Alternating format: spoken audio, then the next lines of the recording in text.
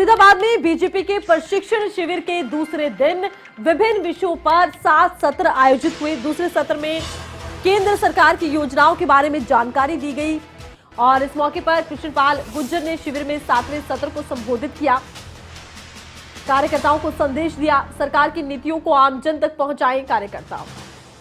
तो कई अलग अलग मुद्दों को लेकर चर्चाएं प्रशिक्षण शिविर में जारी है, मंथन कई मुद्दों पर हो रहा है। तो बीजेपी का ये प्रशिक्षण शिविर है और इस शिविर में अलग अलग सत्रों के माध्यम से अलग अलग मुद्दों को लेकर चर्चाएं तेज हैं और अब कहा यही जा रहा है कि प्रयास इसी बात को लेकर होगा कि चाहे योजनाएं केंद्र सरकार की हो, चाहे योजनाएं राज्य सरकार की हो, लेकिन कार्यकर्ताओं को अभी जन जन तक पहुंचाने पर काम करना होगा।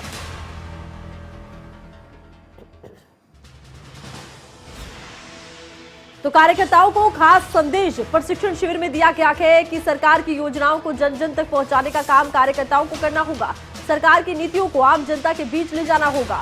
फरीदाबाद में बीजेपी के प्रशिक्षण शिविर का ये दूसरा दिन रहा और दूसरे दिन अलग अलग विषयों को लेकर 7 अलग अलग सत्र का आयोजन किया गया। दूसरे दिन केंद्र सरकार की योजनाओं को लेकर विस्तार से जानकारी दी गई है कार्यकर्ताओं को।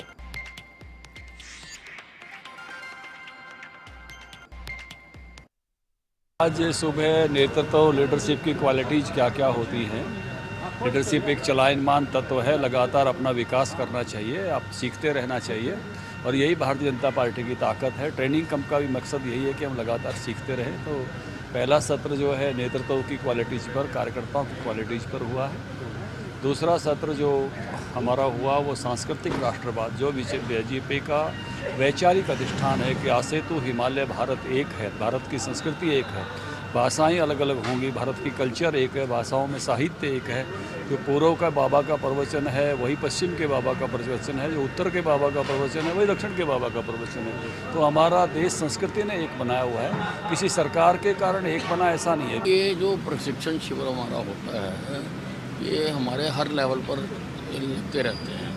इसमें पार्टी की नीति रीति से सबको अवगत कराया जाता है। एक तरह से ये रिफ्रेशर कोर्स है, क्योंकि हम चाहते हैं कि लोग जो है वो विचारधारा के साथ जुड़ने चाहिए और कार्यकर्ता पार्टी की विचारधारा को मद्देनज़र रख के आगे बढ़ने चाहिए। सर, शिविर के पहले दिन सरकार ने, हरियाणा सरकार ने अपनी उपलब्धियां बताई हैं, तो आज केंद्र की उपलब्धियां जो है वो बताई जा रही है। आपका भी एक सत्र कल रहा था, उसके अंदर मुख्यमंत्री जी का भी रहा था, क्या विशेष बिंदु रहे उसके? नहीं, वो अपने अपने अनुभव साझा करते हैं इसमें, तो मुख्यमंत्री जी ने भी किए हैं, मैंने भी। मेरे को ये कहा गया कि एक विषय आपने लेना है और वो विषय था मोदी सरकार के 8 साल में जो देश में बदलाव हुआ है उनकी योजनाओं के कारण, उनकी जन कल्याणकारी नीतियों के कारण। तो उस बदलाव में हमारे कार्यकर्ताओं को मालूम है, लेकिन उसको एक बार फिर से कार्यकर्ताओं के बीच में रखना था।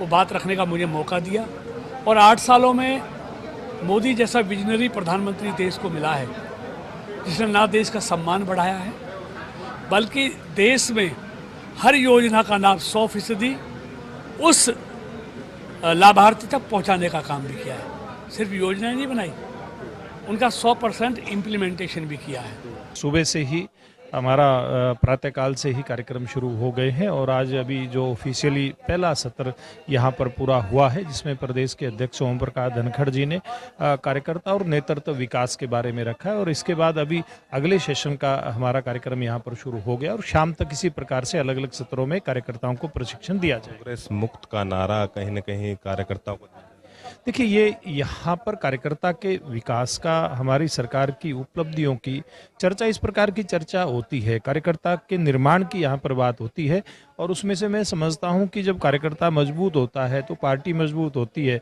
तो फिर जब एक हमारी पार्टी मजबूत होगी, सामने वाला तो कमजोर होगा ही।